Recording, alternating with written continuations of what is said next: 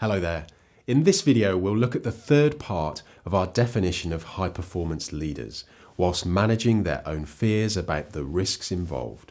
Now remember, the first two parts of our definition of high-performance leaders are they deliver significant performance improvement by influencing others to take actions. Now, why is this third part of our definition so important? Why is it relevant?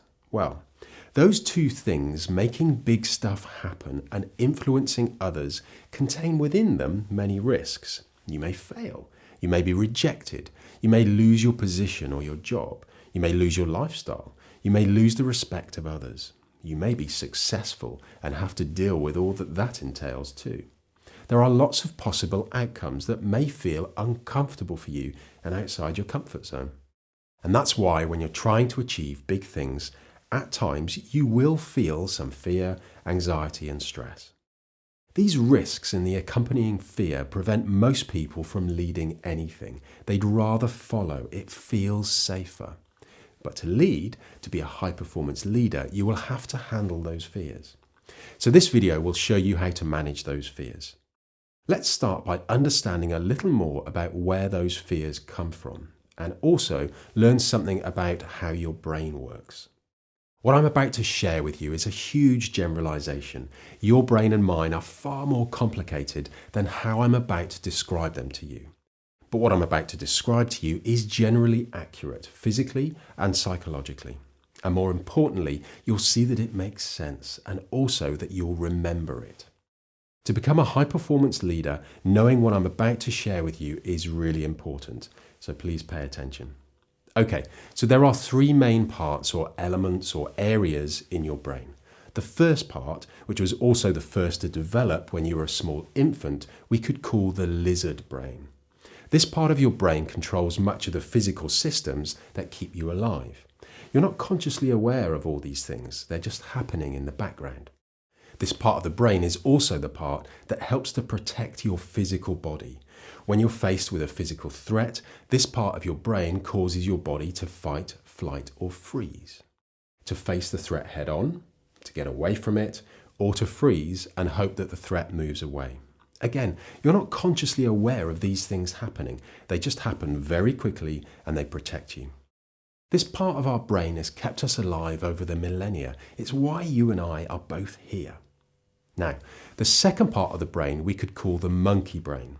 This part of the brain mostly developed after the lizard brain, and it's mainly concerned with our status and position within our group. It's continuously looking out for threats to our psychological safety, threats to our position in the group. It's not like it always wants us to be the leader of the group, just that we have a position. Because if we have a position, a role, then we're safe within the group, and we won't be rejected by it. Because to our monkey brain, rejection is its worst nightmare. It's the same as death. All those thoughts going through your head like, I wonder what he thinks about me, I better not speak up and say what I really think, how can I look good here for my boss, what will that luxury car, big house, important job title do for my image?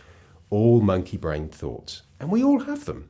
Most of our thoughts during the day we could call monkey brain type thoughts. All perfectly normal. It's just how it is. And they can be useful sometimes. They can motivate us to seek success and achieve things. The downside, though, is that most of our problems in life also come from this part of our brain. Because those thoughts are usually accompanied by feelings of fear, stress, and anxiety.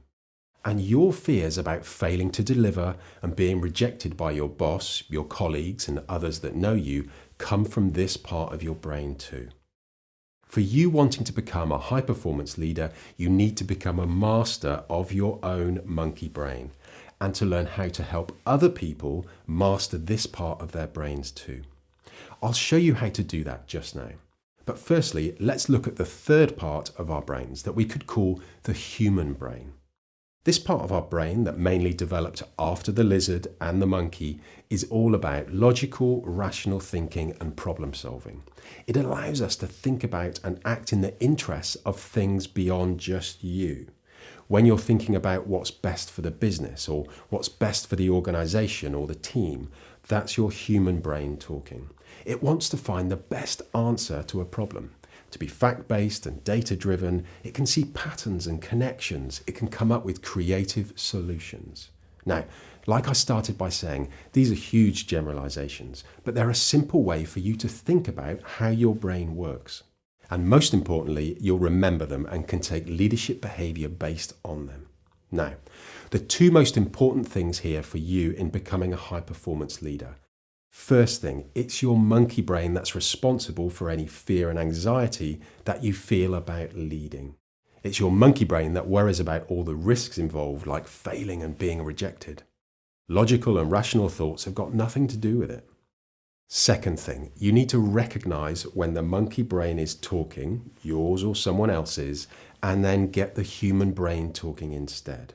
Now, you'll never be able to completely silence your monkey brain, and you wouldn't want to. It can be helpful to you. It does try to keep you psychologically safe, and it's useful to think about the risks involved and to do things to minimize them. And there's nothing wrong with that natural desire to want to achieve things and be respected by others, if that's what you want. The key thing, though, is to be able to see it for what it is, the monkey brain, and to know that you're not just that, you're more than that. And to be a high-performance leader, you need to be able to master this part of your brain and to be able to use your human brain too. It's your human brain and the human brains of those that you need to help you that will deliver significant performance improvements. If we all just acted from our monkey brains, we wouldn't achieve anything. So here's the simple skill for you to learn and use. 1. Notice your monkey brain when it's talking. Notice if it's trying to talk you out of leading, to tell you not to take risks, to be careful, to stay in the comfort zone, to not change. And notice if you feel any fear or stress or anxiety in your body. Then, 2, you press pause. Take a breath and ask yourself this question.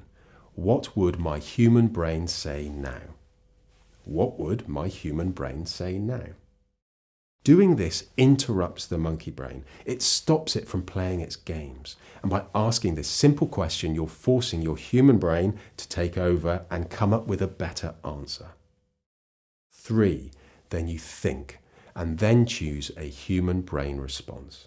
Probably acting in spite of the monkey brain thoughts and feelings, and probably doing the right thing, taking action towards your goals, speaking up, asking difficult but important questions.